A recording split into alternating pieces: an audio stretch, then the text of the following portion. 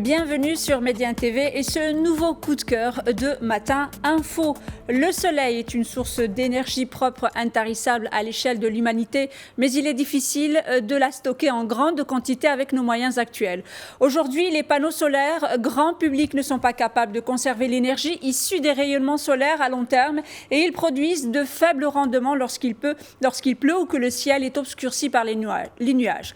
Pour y remédier, des chercheurs de l'Université technologique de Chalmers en Suède ont mis au point un fluide moléculaire capable d'emmagasiner l'énergie solaire et de la restituer à la demande des années plus tard. Les détails de leur expérimentation ont été publiés cet été dans la revue Energy et Environmental Science. Les scientifiques affirment avoir réussi à maîtriser efficacement l'énergie solaire grâce à un fluide moléculaire spécifique appelé combustible solaire thermique contenu dans des bouteilles, des bonbonnes ou des citernes. Ce mélange est composé de molécules artificielles de carbone, d'hydrogène et d'azote qui ont la particularité de ne pas s'altérer avec le temps et d'être sensibles à la lumière. Lorsqu'elles sont irradiées par la lumière du soleil, les molécules changent de forme, les liaisons entre leurs atomes évoluent et l'énergie solaire se retrouve emprisonnés dans ces dédales de l'infiniment petit.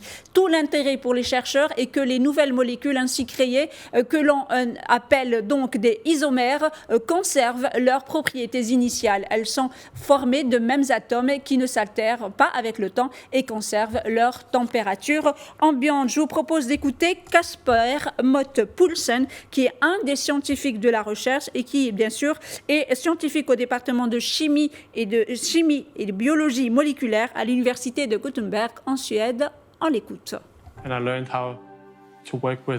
Avant, je travaillais sur un procédé basé sur du ruthénium. Mais quand je suis venue en Suède, j'ai décidé de travailler sur un autre procédé basé notamment sur du carbone. C'est beaucoup moins cher et durable. Le but est que la molécule fabriquée puisse aider à stocker indéfiniment cette énergie sans que la molécule soit altérée. L'énergie solaire piégée donc peut être conservée pendant une longue période avant d'être libérée, jusqu'à 18 ans selon les chercheurs. Pour l'extraire, le fluide est filtré à travers un catalyseur à base de cobalt qui ramène les molécules à leur état initial.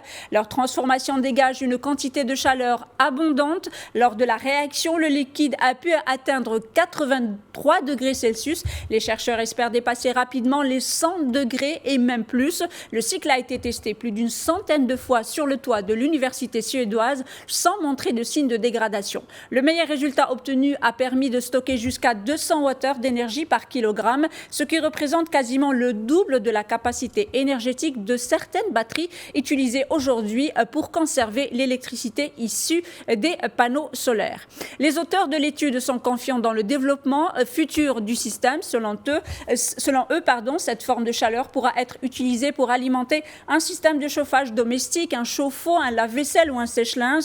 Il vise un déploiement auprès du grand public d'ici une dizaine d'années. De nombreuses entreprises seraient déjà entrées en contact avec les scientifiques pour commercialiser la solution. Des années de travail les attendent avant de pouvoir proposer un système combinant une longue durée de vie, une forte densité énergétique et une bonne recyclabilité et une forte efficacité. Je vous propose de réécouter Casper Mott-Poulsen, un des scientifiques bien sûr de cette étude.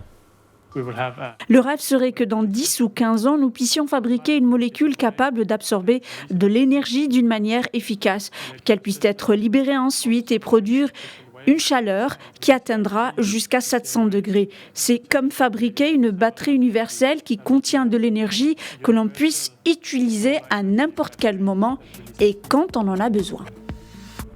En attendant cette molécule, c'est ici sur Média TV que vous pouvez puiser votre énergie du jour puisque l'information se poursuit sur notre antenne. Et bien évidemment, merci pour votre fidélité et surtout, restez vigilants.